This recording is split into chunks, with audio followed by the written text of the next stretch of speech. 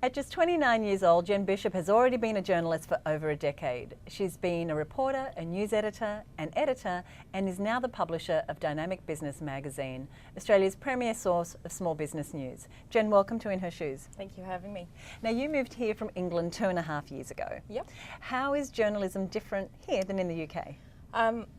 Well, the fundamentals are the same. There are a few differences. Firstly, moving from London to Sydney, it's much smaller, and the media scene is a lot smaller. Everyone knows each other, and equally it's very easy to make a name for yourself quite quickly, which is a good thing. The other major difference is that Australia is definitely not as celebrity obsessed as the UK. There isn't such a tabloid culture here, which I think is probably a good thing.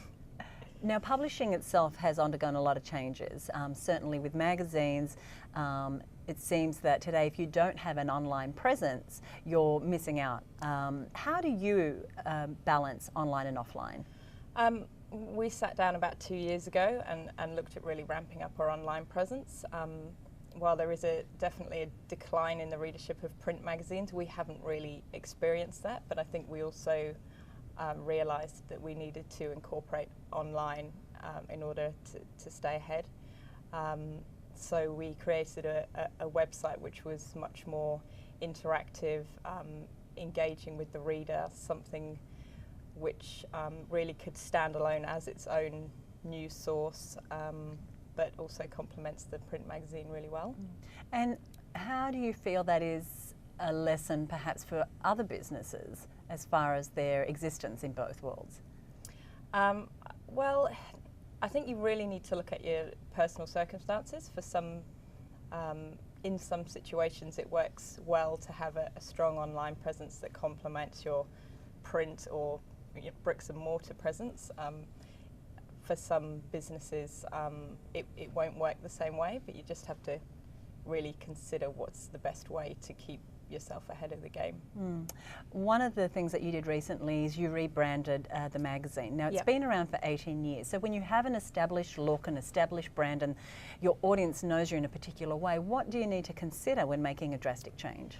I think you really need to consider some elements of consistency. I think if you change too much, you can risk alienating a very strong established readership. So we wanted to keep some consistency, but we really wanted to revamp, to refresh, to bring it up to date. Specifically the cover and the masthead, we felt that it was a little bit dated and it was really letting down the quality of the content inside the publication. And so with the refresh, you had a very renewed interest from readers? Yeah, we did. I think we very much saw it as a PR opportunity to make people realise how much things had changed in the last couple of years, what they could expect from the magazine if they weren't currently reading it, and just to let our current readers know really how much effort had gone into improving things for them. With small business, now you get to talk with a lot of small business owners, you also get to hear from them. Yep. What's really important for small business to be thinking about, to be doing right now, to be successful? Personally, I think anything to do with the online world is really important for small business, whether that's their use of social media, having a strong website, thinking about e-commerce if that's something they're not doing currently. I think they're all really important issues. A lot of small businesses in Australia don't even have a website, and a lot of those that do, it's very much a brochure website. It's not necessarily something good quality, and I think these days you can't afford to have a website that lets your company down, because it's the first thing people will go and have a look at. If it's a bit embarrassing, they might just think, well, the business behind this website may not be up to scratch, and that may not be the reality, but unfortunately it's the assumption people will make. That's all they've got to go off. Yeah. Let's talk about government. Now, government policies impact small businesses in many ways. We have a new government right now. How do you think their policies will impact small business?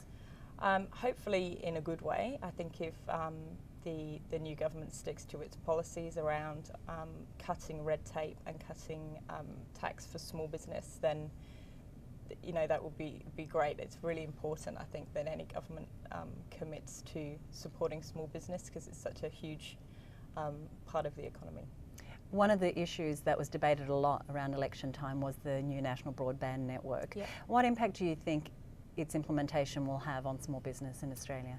I think it will have a huge impact for those small businesses who are out in rural areas, and I think it's easy to forget about that when you work in Sydney or Melbourne, for example, that there are a lot of small businesses who are right out there in the sticks, and if they don't have decent high-speed internet, then that's a really big problem for them. Great. Jen, thanks for joining us. Thank you. Thank you.